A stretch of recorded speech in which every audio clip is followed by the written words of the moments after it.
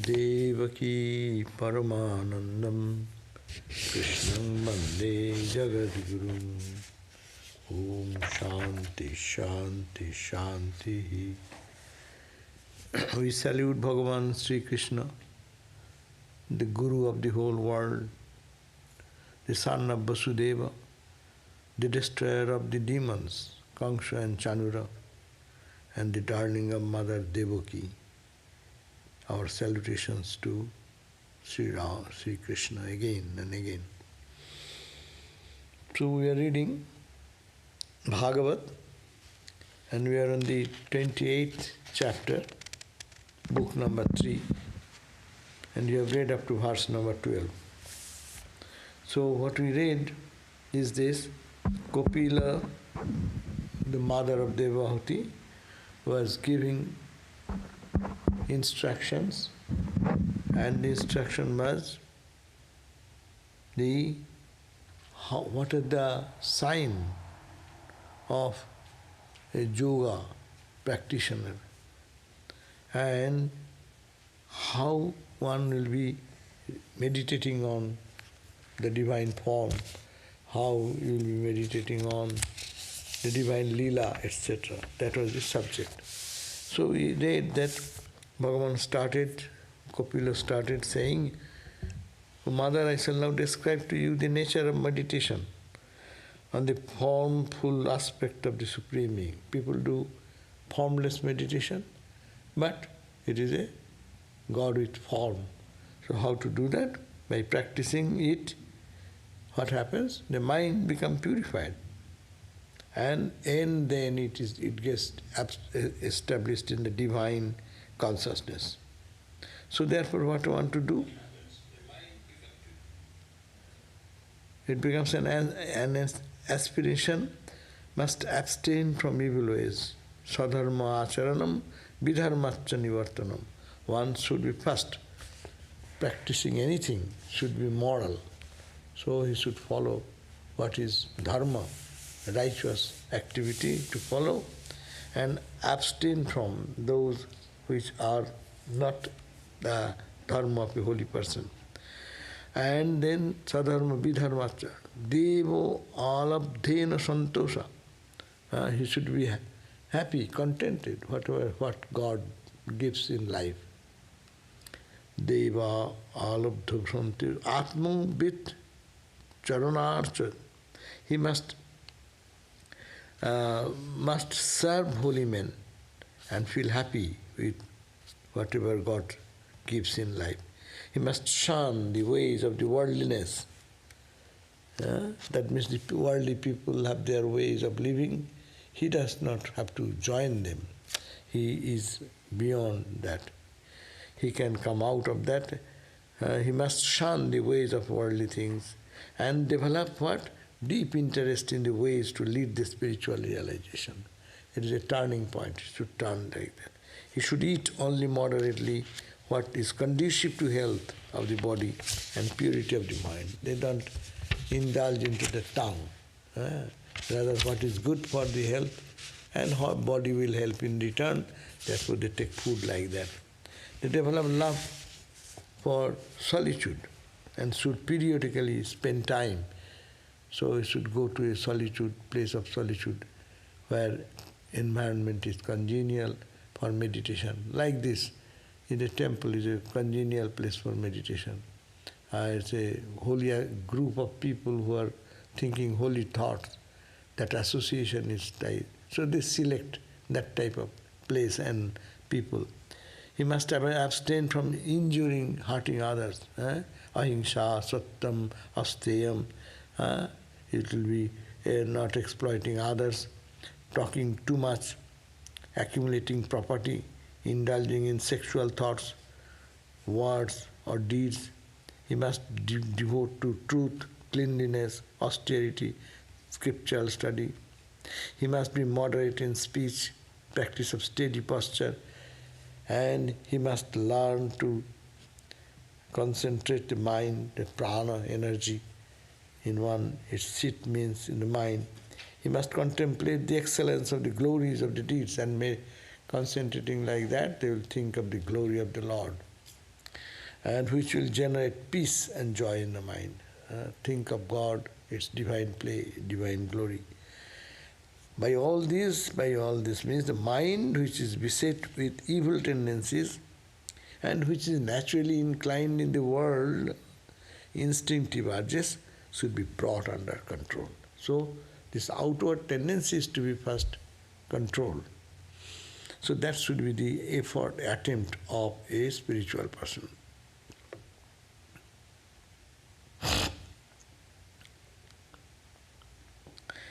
And then he should, at a congenial place, now he should sit, aspirant, established should sit. As we do it here, congenial chair, floor, congenial seat, posture. Which posture? Padmasana, Sukhasina va. Any posture, easy posture, where you are comfortable in whatever. Lotus posture or any other posture, which is, he should practice then sitting there motionless. Motionless means most of the people do this, that, It should be like just steady. That means, this means the mind is getting disturbed already in outside. So that should not be the following the path of controlling the mind then. A seat for the meditation should practice sitting there motionless, upright for a long time. Then he should regulate his breath to the three forms of pranayama. Is infilling, buraka, exhaling and inhaling, 3 times, etc., etc. The mind of a yogi who is established to control the prana will soon shed restless tendency, because prana control, doing this breathing exercise, it helps to control or master the restlessness of the body as also of the mind. Mind and vital energy are connected together. That is found when we are angry, we know the breathing goes how fast and how irregularly, no? So emotion and all this, and when peacefulness is there in the mind, all these different conditions. Then you will have to do the pranayama, the obstacles of arising, which is in the humors, and according to what we call our Ayurveda, Vata, Pitta, Kapha, they can be overcome by. Now today we read meditation on the divine form. So when the aspirant's mind is free from outgoing tendencies, is well controlled and peaceful, he should meditate on the form of the Lord with eyes partially closed as if gazing at the tip of the nose. No? So now comes, you have done the breathing exercise, then you are trying to meditate. And Saguna Brahma, so very important point. People jump into Nirguna Brahma, but unless the mind is purified by meditation and prayer to Saguna Brahma, your Nirguna Brahma attraction will not be correct, because purification of the mind is necessary. What does that mean, Saguna Brahma? Saguna means God with form, and Nirguna Brahma is then formless, infinite, absolute, non-dual. Absolute. That's good, that's the idea, there's nothing wrong. But that, you should start to this Saguna Brahma. Saguna is not only form. Sakara is form. Saguna means Sakara. Here Guna and Akara mixed together, because they will talk about Krishna, the Narayana forms and so on. Here Saguna means, Saguna Sakara, better to say. Because we live in Saguna and Sakara. I am filled of 3 gunas and I have an Akara. And I, to think of infinite, I have no capacity to do that.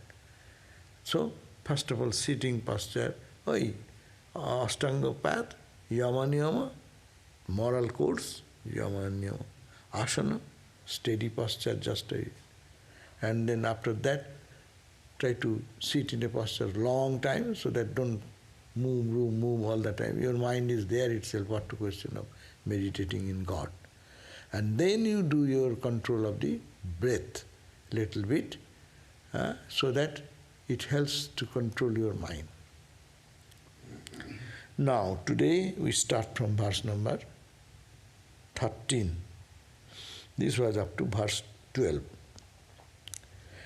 Let meditation on the divine form, 13 verse. Prasanna vadanam bhujang padma garbho varunekshanam nilot paludalo shyamam shankha chakra gadadharam. Beautiful. Prasanna vadanam bhujam. The Lord whose face is prasanna, ever peaceful, sang, just full of peace, radiating. Let the aspirant meditate until his mind becomes steadfast on the total form of the Lord described here. The Lord's face resembles a lotus flower in full bloom. Prasanna vadanam, madunam bhujam. In full bloom. His eyes bear a light reddish sting like the inside of the red lotus. Padma garbha urunekshanam. Ikshan means this looking eyes. Uruna, it will be red color. Like a red lotus, you open up, then the color will be like that, eyes will be like that. Details. That's why when you meditate on Sri Ramakrishna, this is the like giving a direction. To pay attention to every bit of it.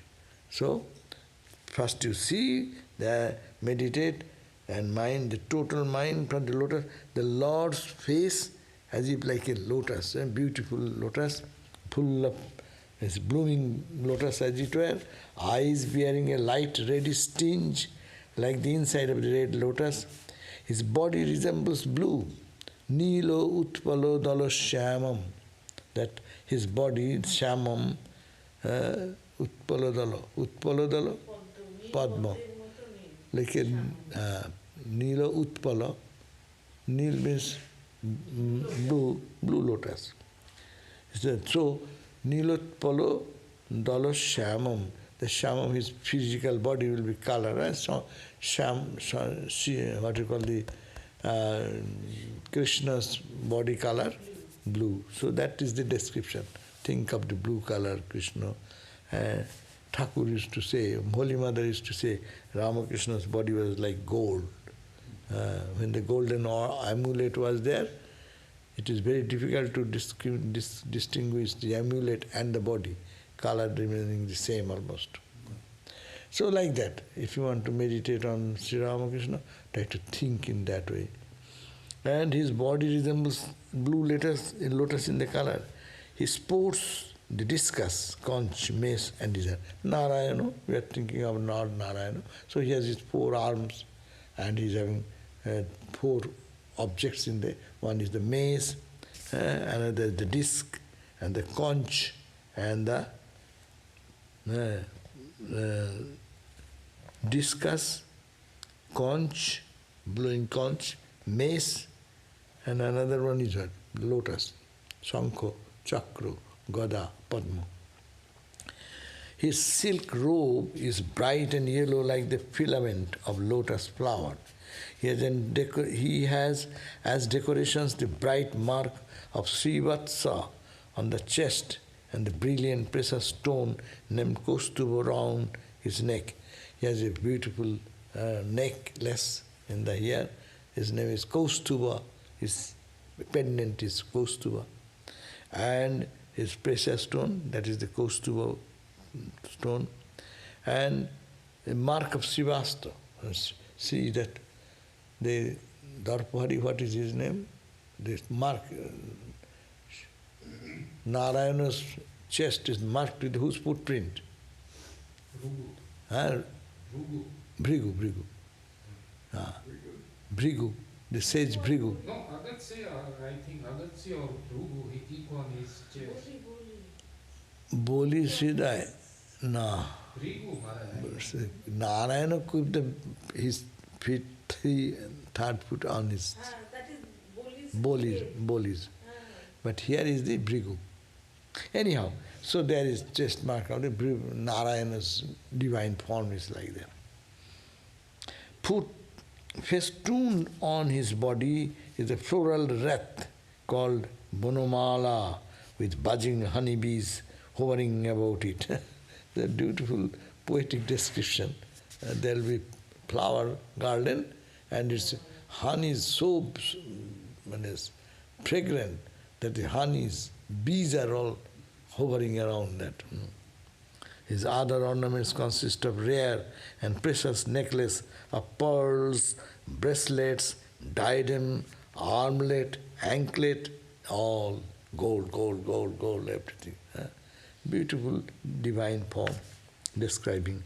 He has a brilliant girdle encircling his waist. He sits in the heart of his devotees. He sits, where is the seat? Not in the lotus, but in the heart of the devotees. He is the quintessence of beauty, radiating peace and enthralling the heart and the eyes. It pleases the eyes to see, behold it, and there feels the presence of that. Superb in his beauty and attracting the adoration of the whole world, he is to be thought of as a youthful of love and sympathy for his devotees. So, not only beauty, spiritual beauty, superb of his physical beauty, even radiant like that, it attracting the adoration of the whole world. We all adore the beauty. He is the most beautiful in the world. His attraction is also tremendous. Not only that, but he is to be thought of as youthful of love. That means he is only made of love as it were. And sympathy for his devotees is overflowing. Himself limitless in his fame, he enhances the reputation of his great devotees like Dhruva and Prahlada. His beauty is that he is glorious in his own. By his own. He is so attractive, so pure, so full of love. But he also gives the fame. He is famous, but he enhances the reputation of his devotees. How? Dhruva and Prahlada. People remember the great devotee. Who is that? Prahlada. Prahlada, he himself is great.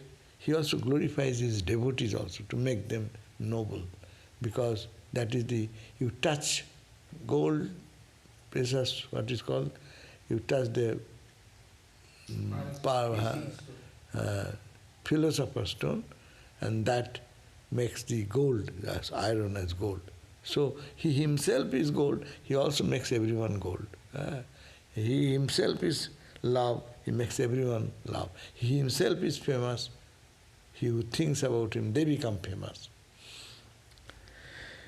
An example is Dhruva, an example is Prahlada. He may be meditated upon as standing, moving, seated in any attractive posture, or as the light of consciousness filling the heart.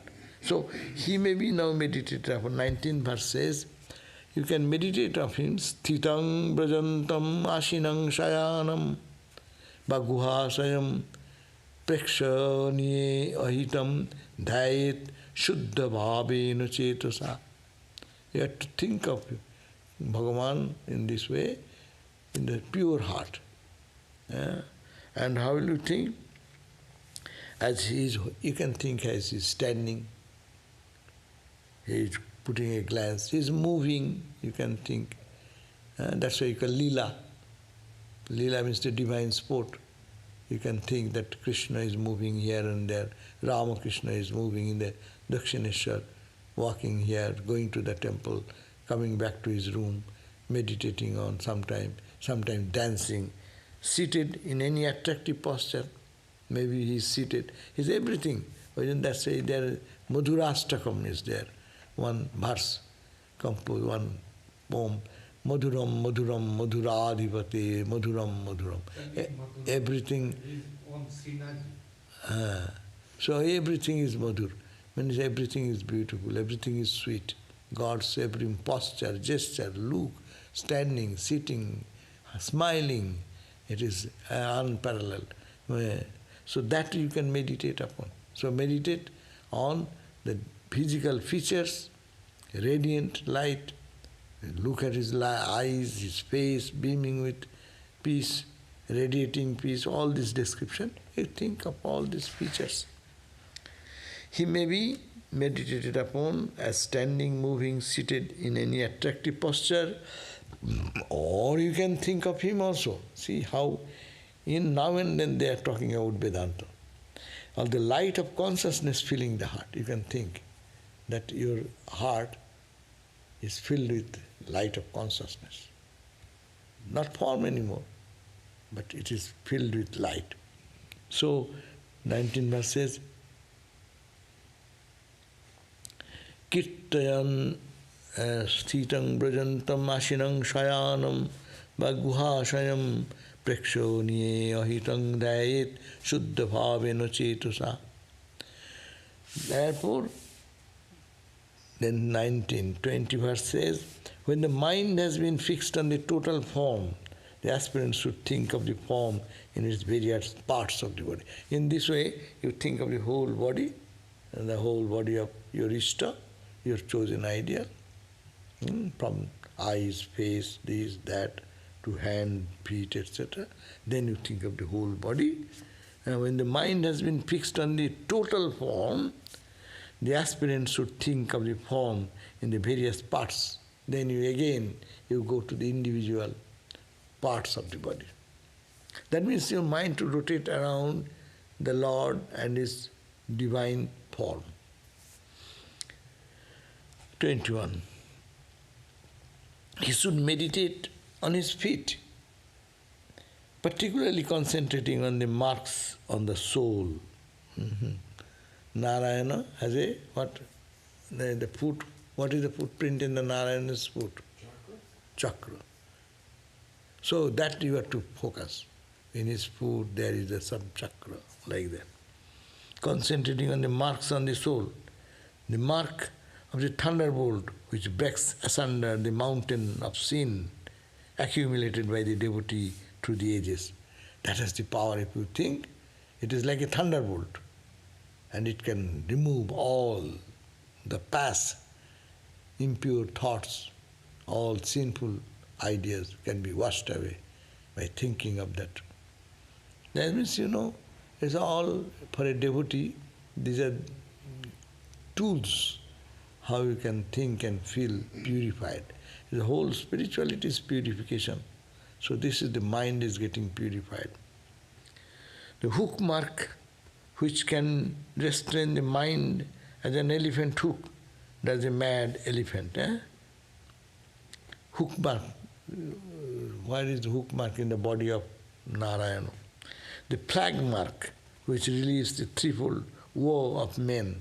It's in Narayana's form, there's flag mark and this and that. It's in Ramanuja devotees you'll find that they mark their body in different ways. So these marks resemble in the body of God. So it reminds that, it is Narayana. So people, the tattoo has come nowadays, but India is using the tattoo for a long time. But those tattoos always indicate the symbology. Is a Shiva has a symbol, like this is Ramanuja. This one is just 2 feet of Vishnu, that is the Vaishnava. Shaiva will be like this. Because he has the Trident. So that is one of the 3. So anyway, so this type of thing, everything has a significance. So thinking that way, your mind becomes pure and pure and pure. Therefore, what are to think? Accumulate the devotee through the inner, the mark of the thunderbolt which breaks asunder the mountain of sin accumulated by the devotees through the ages. Through the ages we accumulated so many negative activities, negative action and their sinful effect. So that can be destroyed when one thinks at the feet of the Lord, the mark of constant mark on the soul, the mark of the thunderbolt. Then the hook mark, which can be restrain, which can restrain the mind as an elephant hook. As the elephant is controlled by a hook. So it is the elephant hook does a mad elephant. Similarly, hook mark in the feet, if you think of in the feet of, there is the one hook mark also. So then that will help the same way to quiet down the mind. The flag mark, which releases the threefold woe of men. The lotus mark, which fills the mind with joy, and also on his large semicircular crimson toenails, which brilliance is capable of dispersing the intense darkness of ignorance in the heart of the devotees.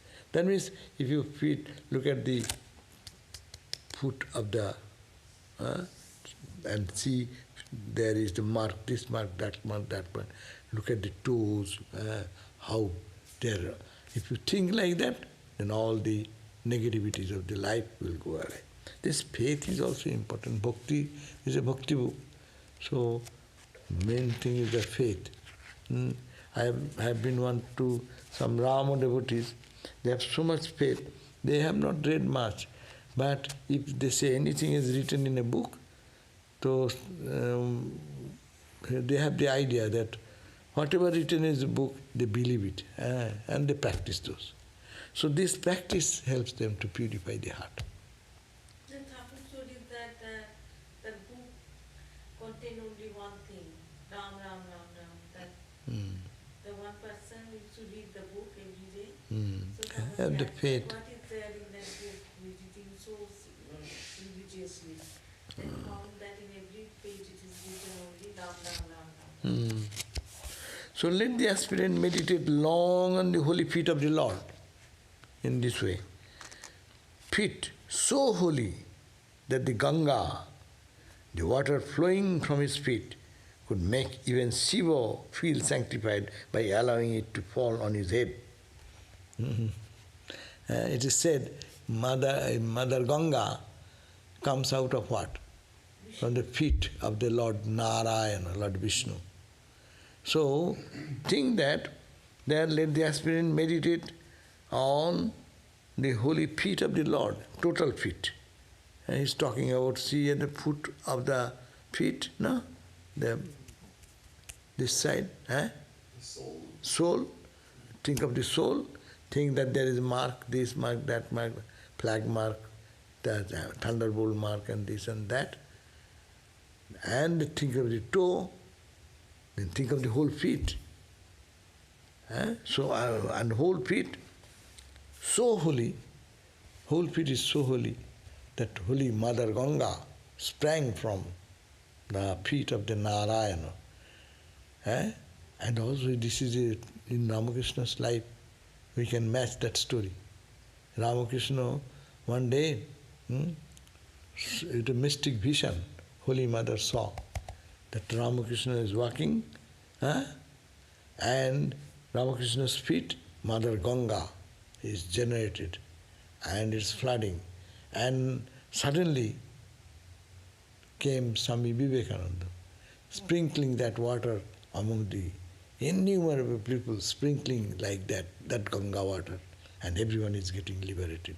It is a mystic vision of Holy Mother that was happened when Mother was in Ghusudi or Belur, Nilambar Babu's garden house. On looking at the Ganga, Mother was watching the Ganga, and suddenly she saw that Ramakrishna is walking, and from his feet the Mother Ganga is springing, and that is huge water, and huge, where from thousands of people are all around, and Vivekananda is sprinkling that Ganga water, and even everyone is getting liberated.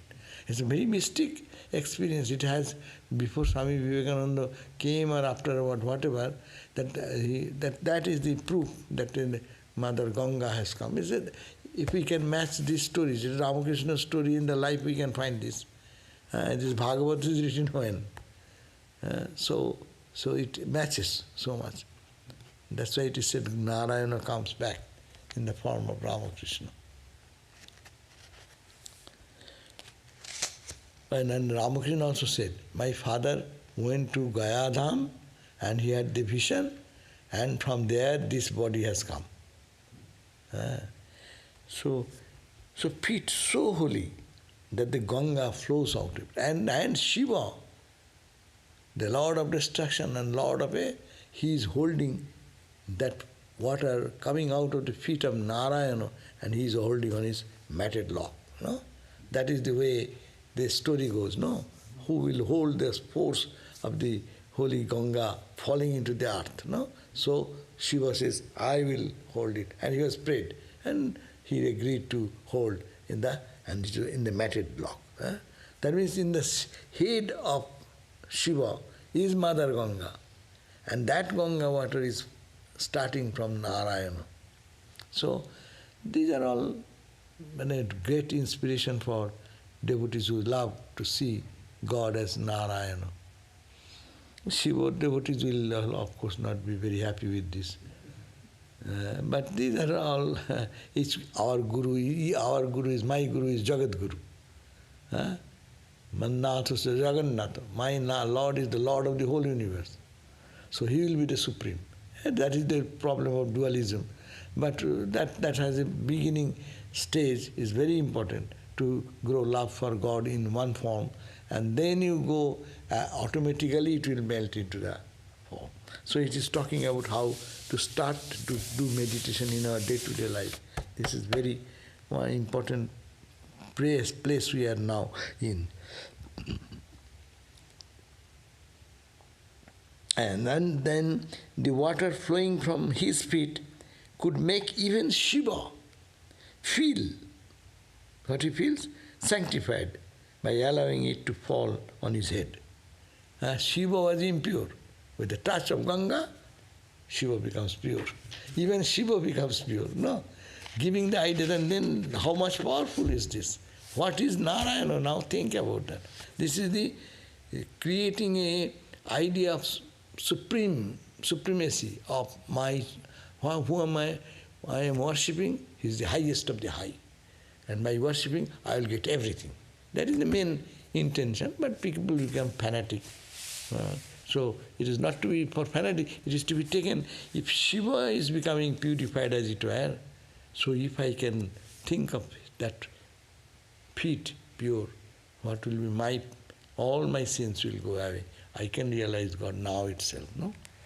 This is a WhatsApp kind of story that they say like that after Kurukshetra war was over, then Arjuna asked Krishna that can you take me to Ganges, I want to take the bathing there because I have done so much sin. And then after going there, Krishna asked him, you wait, I come back. And he was waiting in the chariot, and one dead body came. And then two jackals came, because the dead body was there, because the other people went to collect some matches to burn it. In the meantime, two jackals came. So then one jackal came and smelled the feet of the body and said that, no, I can't eat. Then other one said that why? He said that these feet are so unholy, they never went to any temple. Then he came to the hands and said that, smelled and said that, I can't eat. Then the other jackal said that why? He said that because this hand never served the Lord. Then he came to the mouth and they said that no, I can't eat. Then he said that why? They said that this mouth never spoke of God.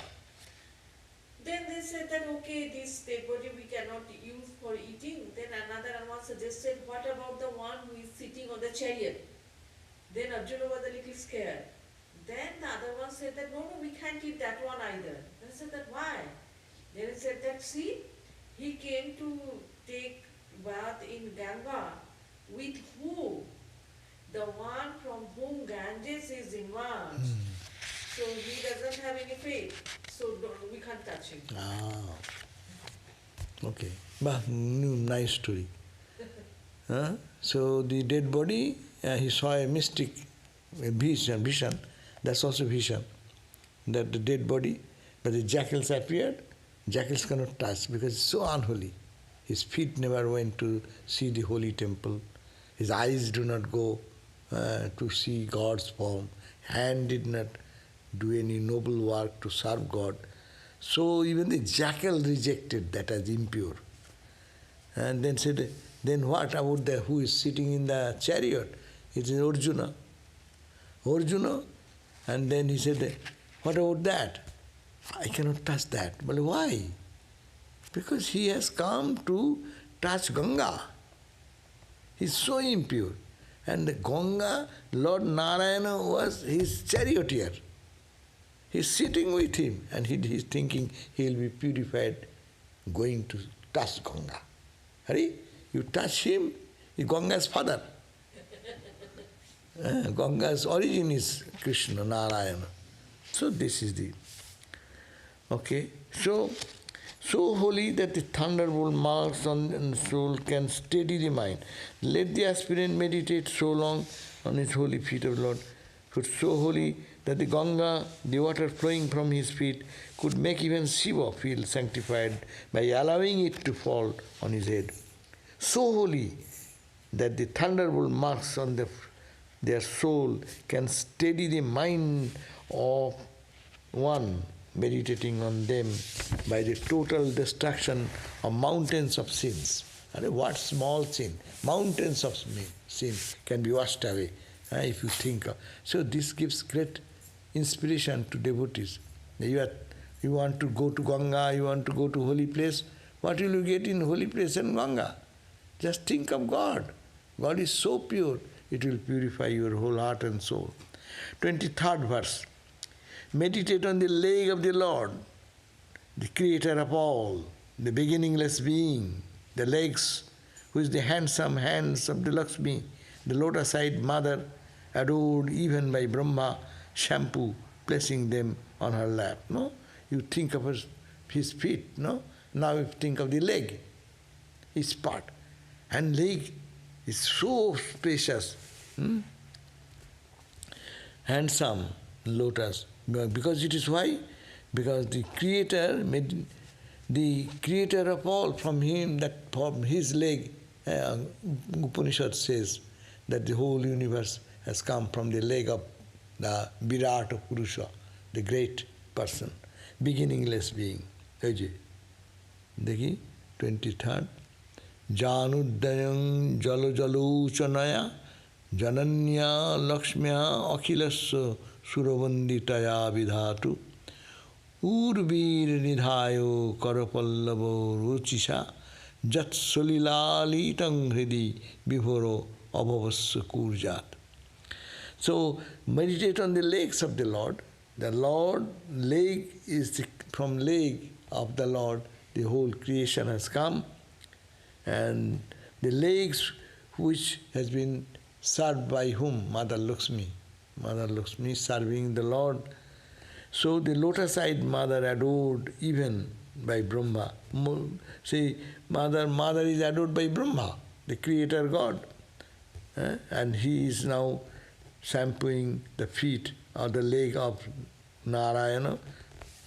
So meditate on the shining thighs of the Lord, which are blue and smooth like atasika flower, one type of flower. It's blue like that, which form the source of all strength and firmness, which are placed astride the neck of his vehicle Garuda, and which are wrapped on his yellow robes that dangle down to the feet and are held in the position of his girdle. So think of his thighs, beautiful.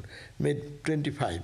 Meditate in abdomen, the abode of all the worlds, with its deep navel, wherefrom arose the world lotus, with Brahma seated on it, and on his chest, which is adorned with shining pearl and necklace that dangle all over and lend a white radiance to his emerald-like bracelet. So think of the chest, think of a bracelet, and the hand. Fix the mind on the Lord's chest, which is the seat of Mahalakshmi, and which fills the eyes of the minds of votaries with peace and bliss, and also on his neck, which enhances the luster of the precious diamond called Kaustuva, that which is wearing, He is the adored of all the worlds. So think of his chest, think of his hand, think of his neck. Meditate on his arms, bearing the arm bands, burnishing by friction with the whirling Mandara mountain and affording strength to all the deities. So think of meditate on his arms, which is bearing arm bands, burnishing by friction with the whirling Mandara mountain to charm the, what you call the mountainous ocean, and affording strength to all the deities, and also his hands, one holding the multifaceted discus of incomparable prowess.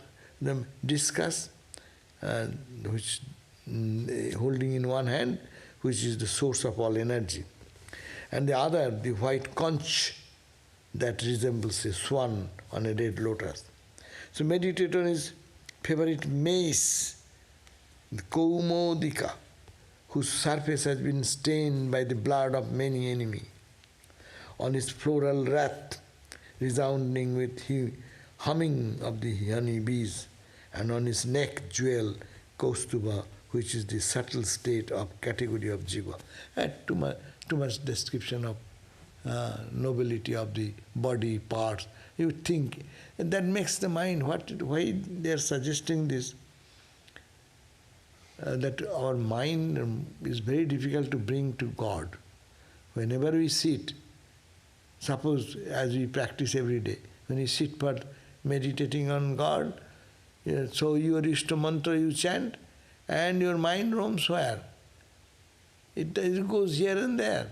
Though you are trying to repeat the mantra, but the mind goes on here and there. So what to do? That's why one keeps the mind focused in each part like that. This, from feet to toe to leg to thigh to chest to neck to hand to arm and armpit. So all this, every part, then your mind moves in that direction. It does not run away from your object of meditation. 29 verse. One should particularly meditate with deep attention on the face of the Lord, who has assumed this form for the good of the devotees. Face is the greatest index of, say, Sri Ramakrishna. You can think about that features also. How each finger is little different. If you see, it is different than all of us. This is the great identification. Eye line and our ear point starts here. Either our ears are above the eye line or here. But Ramakrishna's ear line you draw, you see, it is hanging here. Here it starts. So below, his hands lie, this part is so big, this side is, so the collarbone, look at Sri Ramakrishna's photo. So this, like that, if we particularly watch every part of the body, then mind will be engaged in that area and don't go to the marketplace. So this is the first benefit. That's why so much emphasis on the murti, on the divine image. One should particularly meditate with deep attention on the face of the Lord, who has assumed this form for the good of devotee. It's God himself. He has taken this form for the good of, so that if totally look at the face, and the mind will be calm. That's why Mahapurush Maharaj said, if you cannot meditate, with eyes open, look at Ramakrishna's photo. They see the whole picture or the face. His face has an attractive nose and handsome cheeks, reflecting the brilliance of his tremendous fish-marked earrings. Resplendent with his natural grace, surrounded by the curly locks and having long eyes and expressive eyebrows, his face far surpasses in beauty a large lotus with honey bees hovering about and 2 fish clinging it on both sides. So these are all description. There's long eyes, eyebrows, focusing on it. Long should one meditate in the heart on the kindly, gracious and heartening look of the Lord. Long should one meditate. One should focus long time in the heart on the kindly, gracious and heartening look of the Lord, lit up with a smile that is comely yet expressive of his deep concern for all creatures involved in the sufferings of samsara.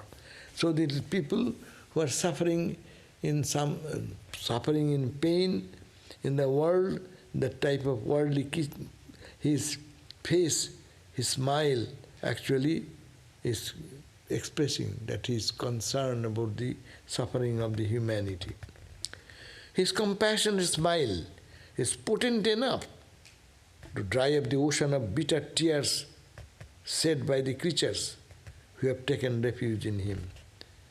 The smile can, if you look at the smile, Tabo hasi rasi kirano barasi ujale se thao charu vibhai arupo shayore lila lahori.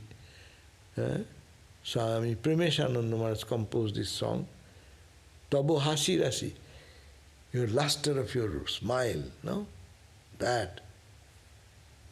Tabo hasi rasi kirana barasi. It sheds light and removes all darkness. So here also, his compassionate smile is potent enough to dry up the ocean of bitter tears shed by the creatures who have taken refuge in him. If one Lord smiles, then all the cries and weeping of the devotee for ages together will be wiped out. His brows, which are the expression of his Vidya Maya, enlightening power, has been formed as a result of the prayer of all spiritual aspirants, so that they might look to the sanctifying movement of these eyebrows for protection from the attack of the Cupid. With the mind unwaveringly concentrated and the heart melting with love, one should meditate on the smiling face of the Lord as occupying cavity of one's heart and envisage his pearl-like teeth tinged with the red color of his lips. Nothing should draw away one's attention. So look at the face, beautiful face, which will remove all sufferings of human mind. And the mind unwaveringly concentrated. When mind gets concentrated in the smiling face of the Lord, the heart will melt in love. One should meditate on this face occupying the cavity of his heart. He's sitting in the heart. It says, Dhanayanang prahositang. Ore Baba. Now, 34 verse, realizing, through such meditation, the devotees obtain absorbing love for the Lord. So, we want to get love for God, so we'll have to think of God's divine body, divine form. It is not made of flesh and bone. It is made of all consciousness and joy and bliss. That's why Swami Vivekananda has composed evening prayer. We pray every day. Chid Ghana Kai. He is made of chit, means consciousness. Ghana means concentrated. So, Ramakrishna is not a man of flesh and bone, though he looked like that, and though he walked like that, but he is the embodiment of all consciousness, concrete, concentrated consciousness. So through such meditation, the devotees obtain absorbing love for Lord. His heart melts in the sentiment of devotion, and his tears of surpassing joy almost drown him. The power of devotion then slowly melts the metallic hooks of the mind, which holds the Purusha in the bondage of Prakriti. So he says, if you do meditate like that, what will be the end result? End result will be your heart will melt in the sentiment of devotion. your heart will be fully charged with devotion and love. And as a love, what will happen? Tears will flow. And it's tears of surpassing joy. It is not tears of sadness, but seeing that beautiful shining face, all tears will be flowing torrentially, and that tears of joy will happen. And the metal and that will remove the mind which is hooked with the world and worldliness, that hook. It is taking out the hook, taking out the soul from the hook of the world and worldliness.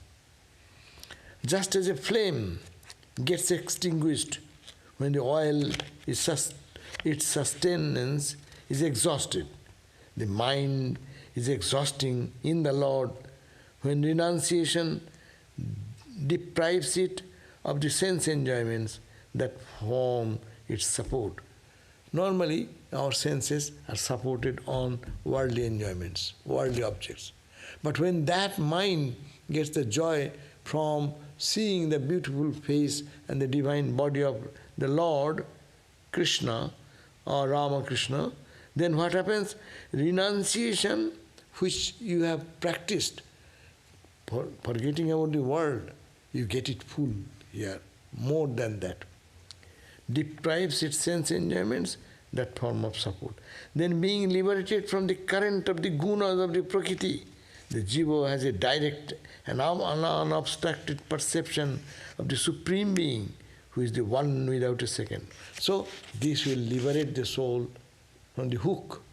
If the mind is hooked with the world and worldliness, it will be taken out of that. And out of that, it will be totally absorbed in perfect peace. Liberated forever from the hold of the ignorant, tainted mind, the jiva is established in the transcendental glory of the spirit, which is beyond the relative joys and sorrows of the world. There is no sorrow, no joy which you are entangled into the day-to-day life. If they get deep inside it, all will be gone and he will be established in peace.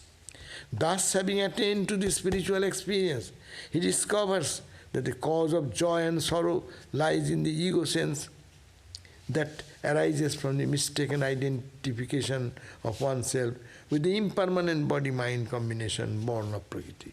We are finding little touch of joy and suffering. That was because we are entangled into the world. And then getting this, one will understand how meaningless, how futile is that, and how meaningful is this. 37. A jiva who has attained to this state in his final embodiment, and he lives in complete detachment from the body.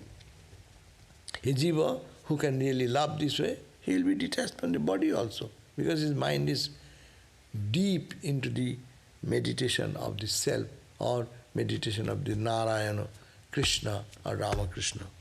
Established in his true spiritual self, he previous the body as something, he perceives the body as something that comes and goes, moves and falls according to prarabdha karma, and cares little for it, even as a man inebriate with wine pays no mind to his wearing cloth. So as a man, as a person, drunk person does not care about whether he is wearing the cloth or is thrown away. Similarly, this inebriated in God will be absorbed in God such a way so he can attain, he can detach from everything and understand the body comes and goes. I don't do. The highest Gyan knowledge, Vedantic knowledge will come by this practice. The end result is this. Follow the bhakti path, follow the jnana path. This is the uniqueness of Bhagavat. It is, but people explain differently. Don't explain. As the translation I am reading, simple statement is that it says, established in his true spiritual self. He perceives the body. He then gets established in his spiritual personality, that is God, and he perceives. How he perceives this body? This body as something that comes and goes, moves and falls according to your karma, according to prarabdha karma, and cares very little for it. Even as a man inebriated with wine pays no mind to his wearing cloth. The body, which is subject to karma, will continue to live so long as the prarabdha, as in Vedanta it says. The body will continue. Not that you have loved God and your torrential tears are coming in the eyes of joy, means that you will die. The body will continue its function. As long the prarabdha is there in his existence. But one who has attained to the state of samadhi and awakened to the truth will not identify oneself with the body. He will not identify with the body and the world of which it is a part. Just as one who has awakened from a dream no longer identifies himself with the actor in the dream. No? Like a person dream awakening. When one awakens from the dream, we know that was a dream. But some dream maybe people identify, but most of the days, every day's issue, when you dreamt and you wake up, you become so engrossed into this, you have no value to that. So this body which is so true to us, with that type of meditation, that type of identification every day, one will feel that he is free from this entanglement. Is it like a dream? What is happened here? Just as a man knows himself to be different from his son and wealth, however dear this might be to him, though through close association with them, even so he is in his true self different from the body-mind combination. Number 40. Just as in a burning wood, the fire is different from the wood as well as from the smoke and sparks coming out of it, so also the Atman is distinct from the body-mind combination and its offshoots with which one is identified in the state of ignorance. So he comes out of this you put in a piece of wood in the fire, it sprinkles, comes out and this and that, but it does not identify with anything but the fire. In the same way, the Supreme Spirit, all capital, that is which is called Bhagavan and Brahman, is distinct from all other entities. The Pradhana and all the categories that spring from it, as also from the Jiva, in the state of ignorance, he is the witness of all this.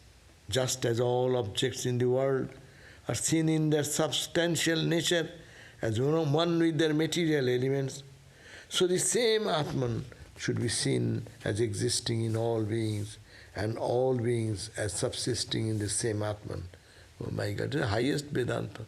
So in this state, he will see the Atman in everything, and in Atman, the whole world. In Bhagavad Gita also you said, the one who sees the...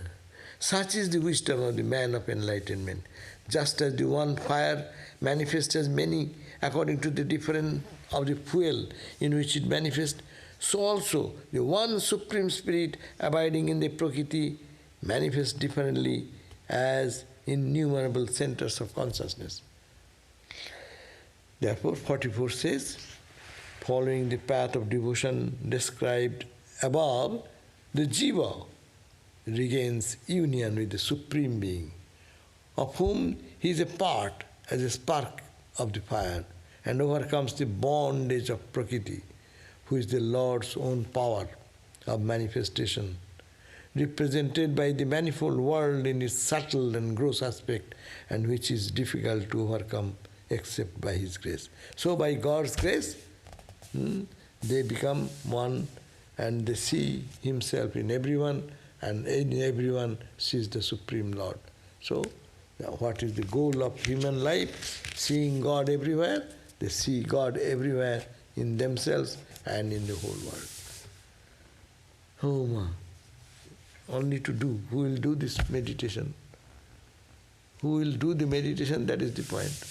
This is the, we know what to do, how to meditate, how to practice, how to get the mind engrossed into it, how the world will drop up, and the philosophy we know, mind will go into such a height that the whole identification with the world will go away, and in that defined state of mind, one will see that God is everywhere, God is in me, the same God everywhere. The vision will come. Here ends the chapter 28. We will start chapter 29 next day, next time. So, we can end here. I think. Is there anything? No question is good because no one is there to see, listen. Okay. 20 people or 20, 25. Oh, then there is little hope. Thank you all who are watching over in the YouTube, through the YouTube. Thank you all. So if you have any question next time, can put those questions.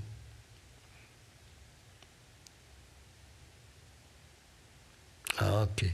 Om Shanti Shanti Shanti Harihi Om Tat Sat Om Sri Rama Krishna Arpanam Astu. So we have our next class at 7:30 in the Shanti Gita. At 7:30 we will meet you again.